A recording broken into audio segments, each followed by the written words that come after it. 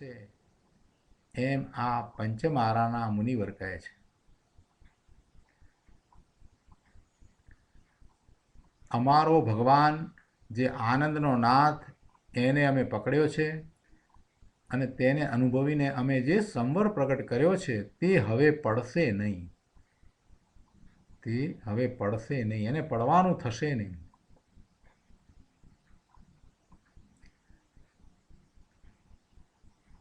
દ્રવ્ય પડે તો સંવર પડે, દ્રવ્ય તો અવિનાશી છે, એ ક્યાં પડવાનું છે? તેથી સંવર હવે પડશે નહીં. અમોએ હવે શાશ્વત વિજય મેળવ્યો છે. અમે હવે એવા સંવરને પ્રગટ કર્યો છે કે આશ્રવ ઉપર હંમેશ માટેનો વિજય પ્રાપ્ત થયો છે. આ વિજય હવે જવાનો નથી, શાશ્વત વિજય પ્રાપ્ત થયો છે. એટલે હવે અમને આશ્રવ ઉત્પન્ન થશે નહીં. આમ તો સમ્યક દર્શન પામીને કોઈ જીવ પડે છે એમ આશ્રવ અધિકારની ટીકામાં આવી ગયું, અને એમ ન પડવું એ માટેની ગાથામાં ઉપદેશ પણ આવી ગયો કે શુદ્ધ નયને છોડવો નહીં, શુદ્ધ નયને છોડવો નહીં, એવી ગાથા પણ આવી. એટલે સમ્યક દર્શન પામીને કોઈ જીવ પડે છે તો એને ન પડવા સંબંધીની ગાથા આશ્રવ અધિકારમાં આપણે શીખી ગયા. એ વાત આપણે કરી છે, એ સમજ્યા છીએ. પણ અહીંયા તો બીજી વાત કરી છે કે અહીંયા તો કહે છે કે અમે પડવાના નથી, એમ અપ્રતિહત ઉપાડથી વાત કરી છે. અપ્રતિહત ઉપાડથી, એવા પૂર્ણ વિશ્વાસથી કે હવે અમે પડવાના નથી. બેનશ્રીબેનના જાતિ સ્મરણના જ્ઞાનમાં આવ્યું છે ને કે ક્ષાયિકના બે પ્રકાર છે, એમ સીધું ક્ષાયિક અને બીજું જોડણી ક્ષાયિક. એટલે વર્તમાનમાં ક્ષાયિક સંકિત નથી, વર્તમાનમાં હજી એને ક્ષાયિક સંકિત પ્રગટ ન થયું હોય, પણ એ ક્ષયોક્ષમ સંકિત ક્ષાયિકમાં જ જવાનું. એ ક્ષયોક્ષમ સંકિત છે વર્તમાનના, પહેલાં શરૂઆતમાં ઉપસમ સંકિત અને પછી ક્ષયોક્ષમ સંકિત છે. પણ એ ક્ષયોક્ષમ સંકિત છે તો તે ક્ષાયિકમાં જ જવાનું, એટલે ક્ષાયિક સંકિત થવાનું જ, એને પડવાનું નહીં થાય. અહીં એ શૈલી છે, એ જોડણી ક્ષાયિક છે. જોડણી ક્ષાયિક છે તો વર્તમાનમાં ક્ષયોક્ષમ ભાવે, એટલે વર્તમાનમાં તો હજી એક ક્ષયોક્ષમ ભાવે જ છે, હજી એને દર્શન મોહનીયનો પૂર્ણપણે ક્ષય તો થયો નથી. છતાં પણ અહીંયા તો ભાવની વાત લીધી છે કે એવા ક્ષાયિક સંકિતિ છે એને હવે અપ્રતિહત ભાવથી એવો ઉઘાડ વર્તે છે કે અમને હવે ક્ષાયિક સંકિત થવાનું જ છે, અમારે હવે પડવાનું છે જ નહીં. અને એ જોડણી ક્ષાયિક, એટલે જોડણી ક્ષાયિક કેવું છે કે વર્તમાનમાં એક ક્ષયોક્ષમ ભાવે છે, પણ એ ક્ષયોક્ષમ સંકિત પડે નહીં, એ પડીને મિથ્યાત્વ ન થાય, એને ચોથા ગુણ સ્થાનેથી પડી અને પછી નીચે આવવાનું થાય એમ ન બને, એની વાત કરી છે. પડીને મિથ્યાત્વ ન થાય પણ તેનો વ્યય થઈને ક્ષાયિક સમ્યક દર્શન જ થાય. આનંદ ગંજીમાં આવે છે કે સંકિત સાથે સગાઈ કીધી, સપરિવાર સુગાટી. અનંત ગુણના પરિવાર આત્મા સાથે સંકિતમાં સગાઈ કરી છે. જો કેવી ઉપમા આપી છે, રૂપક જુઓ, કેટલું સુંદર રૂપક મૂક્યું છે કે અનંત ગુણના પરિવાર, આત્માનો પરિવાર તો અનંત ગુણ છે, આત્મા સાથે સગાઈ કરી એનો અર્થ શું છે કે અનંત ગુણ સાથે એને સંબંધ બાંધ્યો છે. અનંત ગુણના પરિવાર આત્મા સાથે સંકિતમાં સગાઈ કરી છે. હવે અમે કેવળ જ્ઞાન સાથે લગ્ન કરીશું જ, પૂર્ણ જ્ઞાનની દશા સાથે અમે ઉદ્ભવીશું, કેવળ જ્ઞાન સાથે લગ્ન કરીશું. જો તો ખરા કેવી વાત છે. કહે છે અમોએ સદાને માટે વિજય મેળવ્યો છે, હવે પછી અમને સંવર ટળીને આશ્રવ થવાનો નથી. અપ્રતિહત ભાવે વાત કરી છે. આ અમૃતચંદ્ર આચાર્ય ભગવાન અને કુંદકુંદાચાર્ય ભગવાન ને પદ્મનંદી આચાર્ય ભગવાનને આ બધા કેવા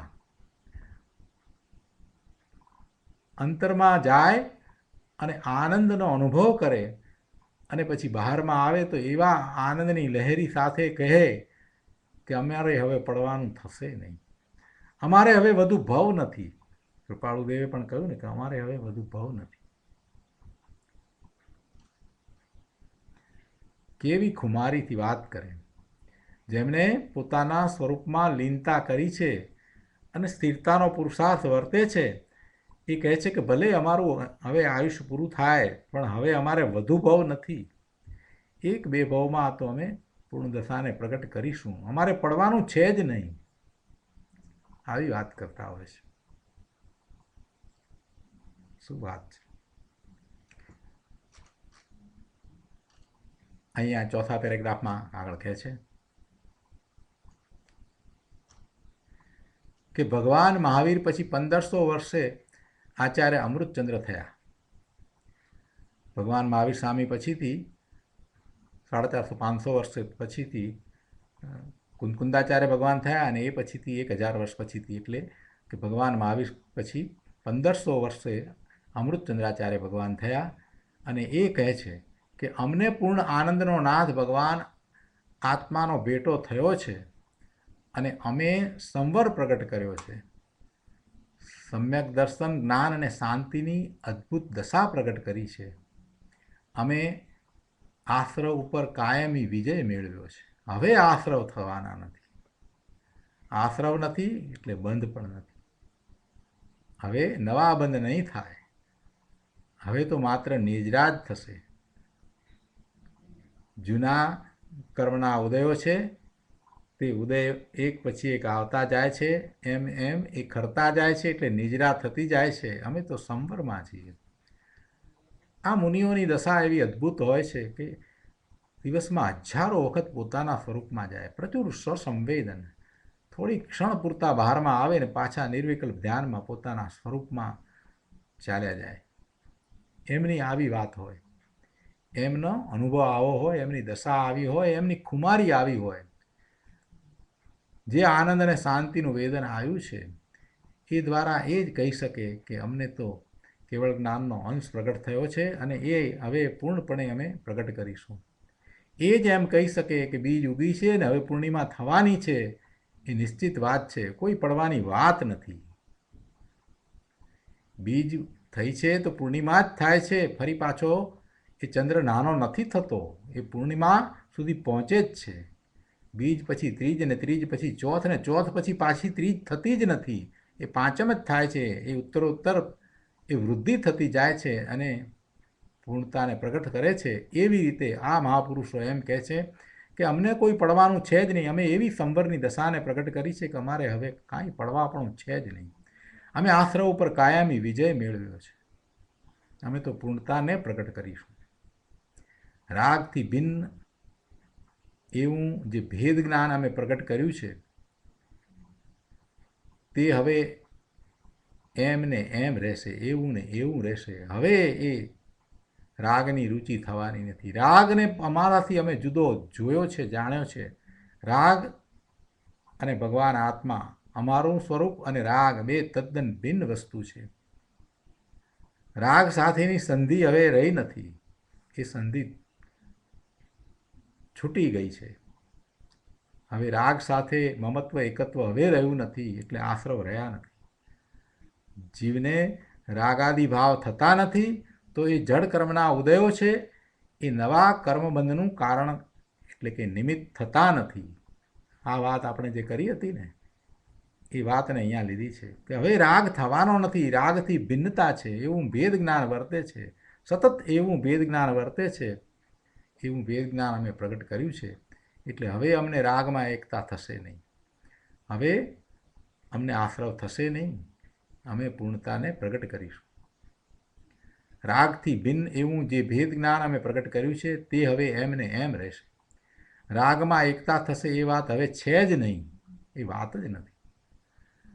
અનંત કાળ પર્યંત હવે અમારો વિજય ડંકો છે અને આશ્રવની હાર છે.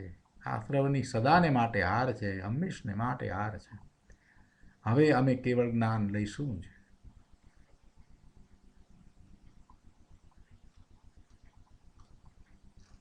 આગળ કહે છે પાના નંબર 367 ઉપર બીજા પેરેગ્રાફમાં કે આશ્રવનો તિરસ્કાર કર્યો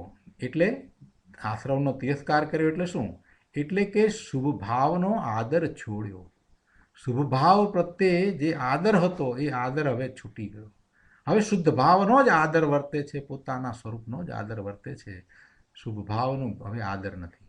શુભ ભાવનો આદર હતો અને હતો ત્યાં સુધી આશ્રવ હતા. હવે શુભ ભાવનો આદર છૂટી ગયો છે, પૂર્ણપણે છૂટી ગયો છે. શુભ ભાવનો હવે રાગ નથી, એવી રુચિ નથી અને પોતાના ચૈતન્ય સ્વભાવનો આદર પૂર્ણપણે થયો છે. જ્યાં સુધી શુભ ભાવનો આદર હતો ત્યાં સુધી મિથ્યાત્વ હતું. સ્વભાવનો આદર થતાં હવે એ આશ્રવનો તિરસ્કાર થયો છે. સ્વભાવનો આદર કરતાં જ આશ્રવ તિરસ્કૃત થાય છે અને એમ એ પોતે પોતાનામાં જાય છે, સ્વરૂપમાં જાય છે, ત્યાં એ આશ્રવ છૂટી જાય છે. બાપુ ગુરુદેવ કહે છે કે અનાદિથી તું રાગને પડખે ચડીને જન્મ મરણના ચક્રાવામાં હેરાન થઈને મરી ગયો. કે જન્મ મરણના ચક્રાવામાં કેટલી વાર હેરાન હું અનુભવ્યું, કેટલી વાર હેરાનગતિ અનુભવી. અનંત વાર જન્મ મરણ કરી અને હેરાન થઈ ગયો. અહીં જ્ઞાન આનંદ સ્વરૂપ ભગવાનના પડખે જે ચડ્યા, પોતાના સ્વરૂપનું લક્ષ્ય જેમણે કર્યું, એ કહે છે કે અમે તો હવે ચડ્યા, હવે પડવાના નથી. ચડ્યા તે ચડ્યા, હવે અમે પાછા પડવાના નથી. અપ્રતિહત ભાવ, પાછા ન પડવાનો ભાવ.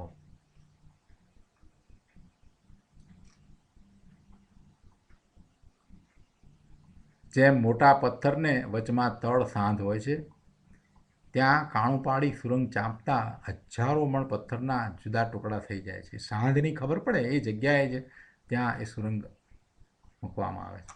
તેમ ભગવાન આત્મા, અતિન્દ્રિય મહાપદાર્થ પ્રભુ, કારણ પરમાત્મા અને રાગ, એ બે વચ્ચે સાંધ છે, એ તળ છે, સાંધો છે. ત્યાં જ્ઞાનરૂપી છીણી એટલે પ્રજ્ઞા છીણી પટકતા એ ફળાક લઈને આત્મા અને રાગ જુદા પડી જાય છે. આ ભેદ જ્ઞાન છે. કે છે કે પરમાત્મા અને રાગ, ભગવાન આત્મા, કારણ પરમાત્મા, હજી પરમાત્મા દશા પ્રગટ નથી કરી, પણ એ કારણ પરમાત્મા પોતાનું નિજ શુદ્ધ સ્વરૂપ અને રાગ, એ બે વચ્ચે સાંધ છે, બે જુદા છે. એને અનાદિનો રાગને પોતા રૂપ જાણી રહ્યો હતો, ત્યાં હવે એણે જ્ઞાનરૂપી છીણીને પટકી, જ્ઞાનરૂપી છીણીને પટકી એટલે એ સાંધમાંથી બે ભાગ પડી ગયા, એક રાગ અને બીજો પોતાનું શુદ્ધ સ્વરૂપ. એમ ભેદ થયો, એમ ભેદ જ્ઞાન થયું. હવે એ ભેદ જ્ઞાન થયા પછીથી એને પડવાનું નહીં થાય. એટલે કારણ પરમાત્મા અને રાગ વચ્ચે સાંધ છે, તડ છે, ત્યાં પ્રજ્ઞા છીણી પટકતા એ બંને જુદા પડી જાય છે અને એમ સમ્યક દર્શન થાય છે. આ કારણ પરમાત્માની વાત આવી એટલે ગુરુદેવ કહે છે કે ભાઈ, એક ભાઈ પૂછતા હતા કે તમે આત્માને કારણ પરમાત્મા કહો છો, કારણ પરમાત્મા કહો છો, તો પછી કાર્ય આવવું જોઈએ ને. તો જે કાર્ય જે આવવું જોઈએ તે કેમ આવતું નથી? તમે કારણ પરમાત્મા કહો છો તો પછી એવું કાર્ય પણ આવવું જોઈએ ને, પરમાત્મા સ્વરૂપ દશા આવવી જોઈએ ને, એ કેમ નથી આવતી? જો એ ભગવાન આત્મા, કારણ પરમાત્મા તમે કહો છો એમ હોય તો પછી એમ થવું જોઈએ ને. પૂરો અભ્યાસ ન મળે, પુરુષાર્થ કરવો નહીં અને પછી આવા પ્રશ્ન પૂછવા. ગુરુદેવે બહુ સરસ સમાધાન આપ્યું છે. સમાધાન નથી, આ તો ઉપદેશ છે. આ તો ગ્રહણ કરવા જેવું છે. આ તો પુરુષાર્થની દિશા બતાવી છે. સમાધાનમાં અહીંયા કહે છે કે ભાઈ, જેણે વિશ્વાસમાં ભગવાન પૂર્ણ આનંદમય કારણ પરમાત્માનો સ્વીકાર કર્યો, જેને પોતાનું નિજ સ્વરૂપ શુદ્ધ ત્રિકાળ જ્ઞાયક સિદ્ધ સમાન છે, એવા પૂર્ણ આનંદમય કારણ પરમાત્માનો સ્વીકાર થયો છે, એને ખરેખર તો કારણ પરમાત્મા છે. બાકી તો મોઢેથી બોલે એટલે કંઈ એને ક્યાં કારણ પરમાત્મા છે, એણે ક્યાં કારણ પરમાત્મા તરીકે સ્વીકાર્યો છે. કારણ પરમાત્મા એણે સ્વીકાર્યો છે એવી રીતે એનો સ્વીકાર એને થયો છે કે આ ભગવાન આત્મા ત્રિકાળ નાયક છે, પૂર્ણ આનંદનો નાથ છે, અનંત ગુણોનો પિંડ છે, એ જ મારું શુદ્ધ સ્વરૂપ છે, એ સિદ્ધ સમાન છે. બીજું બધું જે છે એ મારાથી જુદું છે, એ પર છે. અને આ બધું જે દેખાઈ રહ્યું છે એ તો બધી પર્યાય છે, જડની પર્યાયો ના જ્ઞાન ઇન્દ્રિયો દ્વારા થાય છે. એને મારે કાંઈ સંબંધ નથી. હું એનાથી જુદો ભગવાન આત્મા છું, ત્રિકાળ નાયક છું. આવો સ્વીકાર થયો હોય એને એ કારણ પરમાત્મા છે. એવો સ્વીકાર ક્યાં થયો છે? એવો સ્વીકાર હોય નહીં પછી એમ કહેવું કે કારણ પરમાત્મા છે તો પછી અમને એવું કાર્ય આવવું જોઈએ. કેવું કાર્ય? સમ્યક દર્શનની પર્યાય પ્રગટ થવી જોઈએ, અથવા તો કેવળ જ્ઞાન પ્રગટ થવું જોઈએ. એવો જો વિચાર કરતો હોય તો ભાઈ તારી ભૂલ થાય છે. તે ક્યાં હજી તારા સ્વરૂપને એમ સ્વીકાર્યું છે? ગુરુદેવ એ વાત અહીંયા સમજાવે છે કે જેણે વિશ્વાસમાં ભગવાન પૂર્ણ આનંદમય કારણ પરમાત્માનો સ્વીકાર કર્યો તેને કારણનું કાર્ય સંકિત આવ્યા વિના રહે નહીં. એને સંકિત થયા વિના રહે જ નહીં. જેને કારણ પરમાત્માનો સ્વીકાર થયો, પોતાના નિજ સ્વરૂપને એમ સ્વીકાર્યું છે, એને તો સંકિત થયા વિના રહે જ નહીં. પણ એનું તો લક્ષ જ પર્યાય તરફ છે, એનું તો લક્ષ દ્રવ્ય તરફ થયું જ નથી. પોતાના સ્વરૂપને એને સ્વીકાર્યું જ નથી, પોતાના સ્વરૂપનું મહાત્મા આવ્યું જ નથી. ત્યાં એને ક્યાં કારણ પરમાત્મા છે? કારણ પરમાત્મા તો એને માટે શાસ્ત્રમાં રહ્યો, પુસ્તકમાં રહ્યો. એને ક્યાં એવું આત્મસાત કર્યું છે? એટલે ગુરુદેવ કહે છે અહીંયા કે પણ કારણ પરમાત્મા ચૈતન્ય મૂર્તિ પ્રભુ આત્માનો વિશ્વાસ છે તને? એવા ભગવાન આત્માનો વિશ્વાસ તને છે કે કારણ પરમાત્મા છે એવો વિશ્વાસ છે? અનાદિથી એક સમયની પર્યાયમાં રમતું માંડી છે. પર્યાયનું લક્ષ કરીને તું ભાઈ રહ્યો છે અનાદિથી. એક સમયની પર્યાય જે બીજા સમયે રહેતી નથી. આ પર્યાયો બદલાયા કરે, એમાં જ તારું લક્ષ રહ્યા કરે છે. તું તારા જ્ઞાન દર્શનના ઉપયોગને 1 મિનિટમાં 10 જગ્યાએ ફેરવે છે. અરે કદાચ 50 જગ્યાએ ફેરવતો હોઈશ, પણ તારું લક્ષ આત્મા તરફ તો થતું જ નથી. પર્યાયમાં ને પર્યાયમાં જ રહ્યો છે. પર્યાય બુદ્ધિ રહ્યો છે. પર્યાયને જ પોતાનું સ્વરૂપ માન્યું છે. ભાઈ તું પુણ્ય કરીને અનંત વાર દેવલોકમાં ગયો, નવમી ગ્રૈવિક ગયો, તને નવપૂર્વની લબ્ધિ પણ થઈ, પરંતુ આ ભગવાન આત્મામાં કારણ પરમાત્મામાં દ્રષ્ટિ કરી નહીં, એને જાણ્યો નહીં, અને શુભભાવ અને જ્ઞાનના ઉઘાડની પર્યાયની રુચિ કરી. પણ બાપુ ભગવાન આત્મા ત્રિકાળી દ્રવ્ય કારણ પરમાત્મા પ્રભુ એક સમયની પર્યાય જેટલો નથી. એ પૂર્ણ આનંદનો નાથ ભગવાન એ એક સમયની પર્યાય જેવડો નથી. એક સમયની પર્યાયમાં ત્રિકાળી ભગવાન જ્ઞાયકનું જ્ઞાન આવે. આ ભગવાન આત્મા ત્રિકાળ જ્ઞાયક છે. એનું જ્ઞાન એ એક સમયની જ્ઞાનની પર્યાયમાં આવે, પણ ભગવાન જ્ઞાયક ના આવે. પર્યાયમાં અનુભવમાં એવો ભગવાન આત્મા અનુભવમાં આવે, પણ એ ભગવાન આત્મા પર્યાયમાં ના આવે. એનું જ્ઞાન થાય એટલે એ અનુભવમાં એમ આવે. અનંત ગુણનો સાગર ભગવાન આત્મા છે, તેનું પૂરું જ્ઞાન પર્યાયમાં આવે એટલે એનું જે પૂર્ણ પરિણમન છે એ એની પર્યાયમાં એને અનુભવમાં આવે, એને વેદનમાં આવે, એના આનંદનો અનુભવ થાય, એનું જ્ઞાન થાય, એની પૂરી શ્રદ્ધા પર્યાયમાં થાય. પણ વસ્તુ ત્રિકાળી તો ભિન્ન જ રહે. આવા ત્રિકાળી અખંડ એકરૂપ ચૈતન્ય દ્રવ્ય એને કારણ પરમાત્મા કહ્યો છે. અને એવા કારણ પરમાત્માનો અંતઃસન્મુખ થઈને વિશ્વાસ કરતા સંકિત આદિ કાર્ય પ્રગટ થાય છે. આ જ સમ્યક્ત પ્રગટ કરવાનો માર્ગ છે, આ જ ધર્મ છે. પાના નંબર 368 ઉપર કહે છે બીજા પેરેગ્રાફમાં, કેવી છે ચૈતન્ય જ્યોતિ. જે કળશમાં વાત આવીને ચૈતન્ય જ્યોતિની જે પ્રગટ થઈ છે, સમ્યક જ્ઞાન પ્રગટ થયું છે, એની વાત કહે છે કે કેવી છે ચૈતન્ય જ્યોતિ. પોતાના સમ્યક સ્વરૂપમાં નિશ્ચળપણે અચળપણે પ્રકાશિત છે, ચિન્મય છે, ઉજ્જવળ નિર્મળ નિરાબાદ દેદીપ્યમાન છે. વળી નિજ રસના પોતાના ચૈતન્ય રસના ભારવાળી છે, પોતાના ચૈતન્ય રસના અતિશયપણાવાળી છે. આવી ચૈતન્ય જ્યોતિ પ્રગટ થાય છે અને ફેલાય છે, એટલે કે તે મુક્ત આત્મદશાને પામે છે. ફેલાય છે એટલે કે શુદ્ધિની વૃદ્ધિ થાય છે. સમ્યક તો પ્રગટ થયું છે એટલું નહીં, પણ એ પછી આગળ વધે છે. એટલે એ દશામાં એને લીનતા અને સ્થિરતાના પુરુષાર્થ થાય છે અને શુદ્ધિની વૃદ્ધિ થાય છે. એમ એ જ્યોતિ ફેલાય છે. મુક્ત આત્મદશાને પ્રાપ્ત કરે છે, એટલે કેવળ જ્ઞાન અને મુક્તિને પ્રાપ્ત કરે છે, મોક્ષને પ્રાપ્ત કરે છે.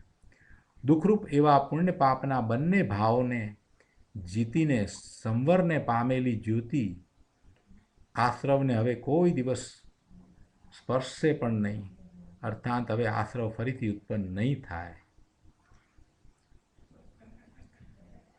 સમયસાર ગાથા 3માં આવે છે કે દરેક આત્મા પોતાના ગુણ પર્યાયોને ચુંબે છે, પોતાના ગુણ પર્યાયોને ચુંબે છે, અને એવો ચુંબતો સ્પર્શતો ટકી રહ્યો છે, પણ એ પરના ગુણ પર્યાયને ચુંબતો નથી. પરદ્રવ્ય કે એના ગુણ પર્યાયને એ કદી અડતો નથી, સ્પર્શતો નથી. એ વાત ગાથા 3માં આવી. અહીંયા તો કહે છે કે આત્મા પોતાના ગુણ તથા સ્વસંવિત્તિરૂપ એવી જ્ઞાનની પર્યાયને સ્પર્શે છે, રાગને સ્પર્શતો નથી. રાગને સ્પર્શતો નથી, કેમ કે હવે એને આશ્રવ થવાના નથી, આશ્રવ ઉપર એને વિજય પ્રાપ્ત કર્યો છે. અહીં રાગને આત્માની પર્યાયમાંથી કાઢી નાખ્યો. સંવરની વાત કરવી છે ને, અહીંયા સંવર અધિકારમાં આશ્રવને જીત્યો છે, એટલે રાગને આત્માની પર્યાયમાંથી કાઢી નાખ્યો છે, એ વાત લીધી છે.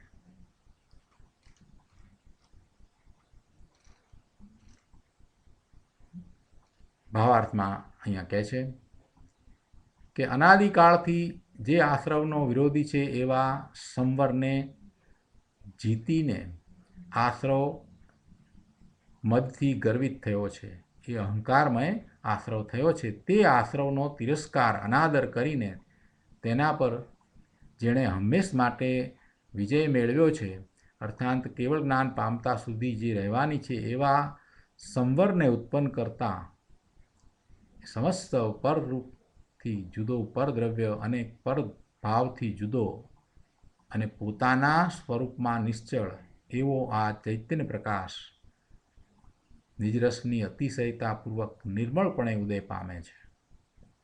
જુઓ, નિજરસની અતિશયતાપૂર્વક એટલે ચૈતન્ય પ્રકાશ રાગના કારણ વડે ઉદય પામે છે એમ નહીં, પણ નિજ ચૈતન્ય રસના કારણે ઉદય પામે છે. નિજ રસની અતિશયતાપૂર્વક, એમાં નિજ રસની અતિશયતાનો અર્થ એ છે કે પોતાના પુરુષાર્થ દ્વારા પોતાનું જેવું સ્વરૂપ છે એવા સ્વરૂપને પ્રગટ કરતો એ ઉદય પામે છે, અને એ બીજા કોઈના કારણે નહીં, પણ પોતાના કારણે એ પ્રગટ થાય છે.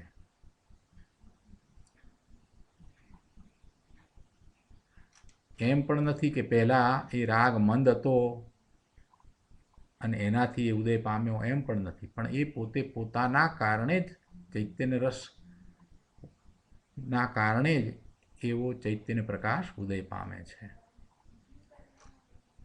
તો આપણે આ રીતે કળશ 125 અહીંયા પૂરો કરીએ છીએ. આજનો સ્વાધ્યાય આપણે અહીંયા સુધી રાખીએ છીએ. હવે આજના સ્વાધ્યાય સંબંધી પ્રશ્ન હોય અથવા તો આપના પ્રતિભાવ હોય તો એ આપણે લઈએ, અને તે પછીથી આજે શુક્રવાર છે એટલે ભક્તિ કરીશું.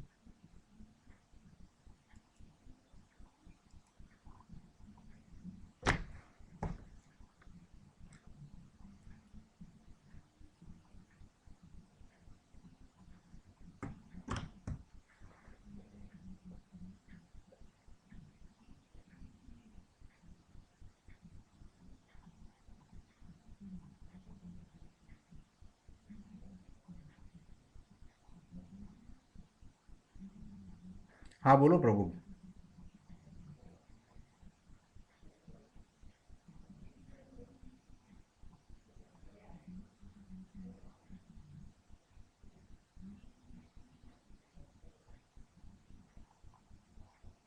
બરાબર છે. એટલા માટે તો પહેલાં આશ્રવનું સ્વરૂપ પહેલાં સમજાવ્યું કે આ આશ્રવ છે, આ રીતે આશ્રવ થાય છે. એ સમજ્યા વિના તો સંવર કેવી રીતે થાય? બરાબર છે. હવે આપણને ભેદ જ્ઞાન તરફ લઈ જાય છે.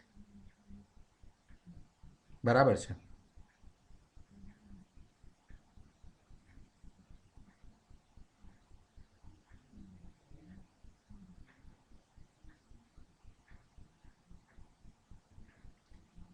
પછીનો આ પુરુષાર્થ સંવરનો જે છે એ જ પુરુષાર્થ છે. ત્યાં એ વાત જ હવે એ જ આવે છે. બરાબર છે. એ જ સંવર એટલે પોતાના સ્વરૂપમાં સ્થિરતા. પોતાના સ્વરૂપમાં સ્થિરતા એ વાત છે. બહુ નાનો અધિકાર છે. 12 ગાથા અને 8 કળશ એટલે કુલ 20 શ્લોક છે આની અંદર. પણ અદ્ભુત અધિકાર છે. એને તો ભેદ જ્ઞાનનો અધિકાર કહી દીધો છે ગુરુદેવે તો. અને વાત પણ એમ જ છે, સંવરની દશા પ્રગટ કરવાની છે. બરાબર છે.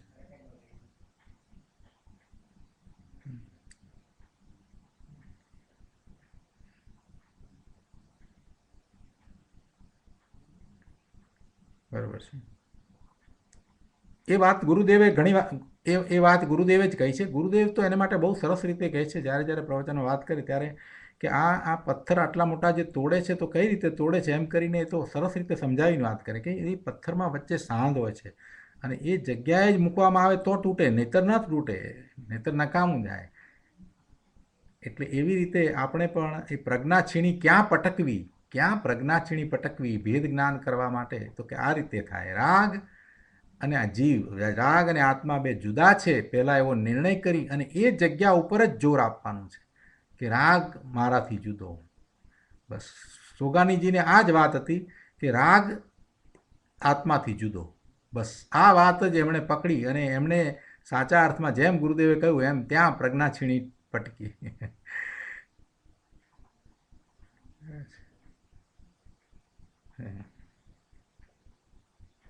અને જુઓ, એક વાત કેવી સરસ આપણને સમજાઈ ગઈ આશ્રવ અધિકારમાંથી કે આ પહેલાંના કર્મના ઉદયો જે છે એનું કાંઈ જોર ચાલતું નથી. જો રાગ ન થાય તો એ નવા કર્મબંધનું કારણ થતા નથી. આ વાત ખૂબ આપણને સ્પષ્ટ કરી દીધી. એટલે જે કારણ બધું જે છે એ રાગ જ છે. પોતે જીવ એ રાગ ભાવે પરિણમે છે, રાગની એની રુચિ છે.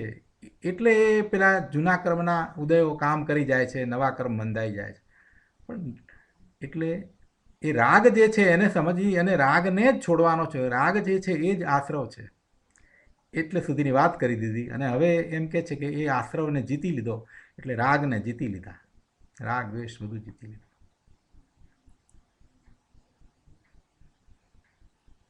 બરાબર છે.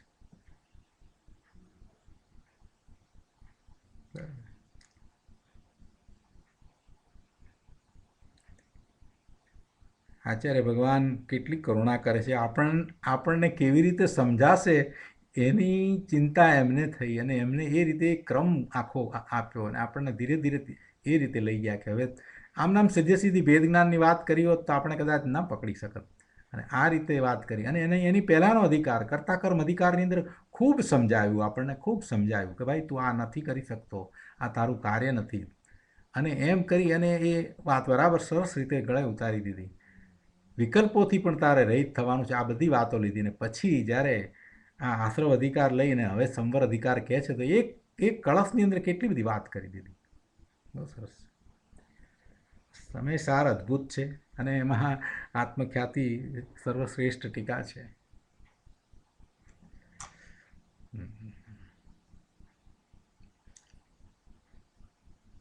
હા, ગુરુદેવ ઘણીવાર એમના ઉદાહરણો આપે છે કે આ રીતે.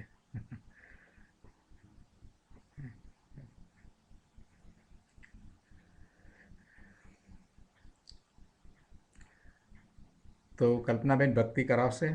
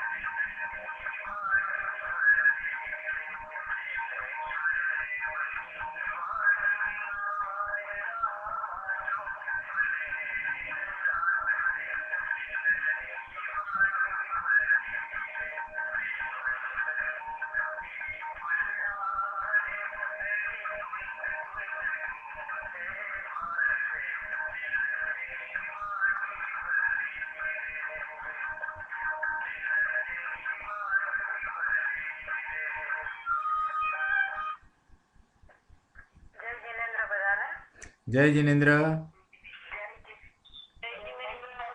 જય જિનેન્દ્ર. જય જિનેન્દ્ર.